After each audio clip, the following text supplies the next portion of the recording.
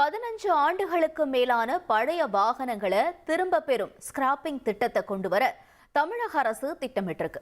மத்திய அரசினுடைய உத்தரவின் அடிப்படையில் முதற்கட்டமா அரசு மற்றும் பொதுத்துறை நிறுவனங்கள் கிட்ட காலாவதியான வாகனங்களை திரும்ப பெறுது தமிழக அரசு. இது தொடர்பா இன்னும் விரிவா விவரிக்க இணைஞ்சிருக்காரு செய்தியாளர் Thayumanavan. Over to you Thayumanavan. மத்திய அரசு கடந்த 2021ஆம் ஆண்டு புதிதாக ஸ்கார்பிங் பாலிசியை கொண்டு வராங்க.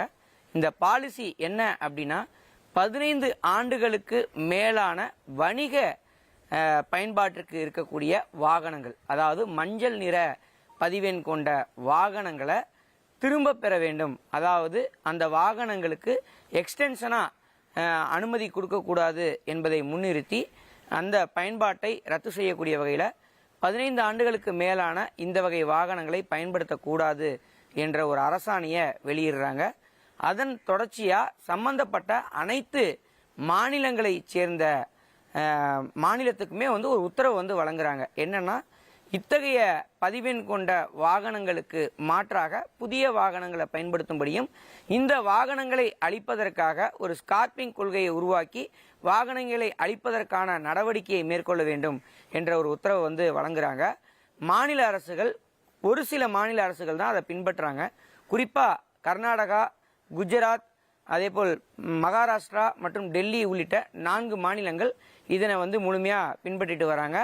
காற்று மாசு இந்த மாநிலங்களை தொடர்ச்சியாக அதிகரித்து வந்த ஒரு சூழலில் மத்திய அரசுடைய இந்த கொள்கை முடிவை இந்த மாநிலங்கள் பின்பற்றி வரக்கூடிய சூழலில் தமிழகத்தை பொறுத்த மட்டில் எவ்வளவு தூரம் இந்த 15 ஆண்டுகளுக்கு மேலாக பயன்பாட்டில் இருக்கக்கூடிய வாகனங்கள் என்ன என்பது தொடர்பான விவரங்கள் எல்லாம் சேகரிக்கப்படுகிறது.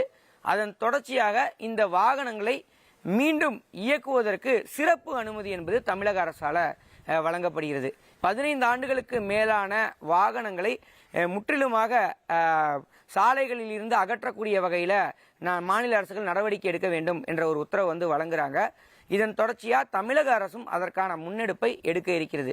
குறிப்பாக தமிழகத்தில் இந்த ஸ்கார்பிங் கொள்கையை கொண்டு வருவதற்கு தமிழக போக்குவரத்துறை மற்றும் தமிழக அரசு பரிசீலித்து வராங்க.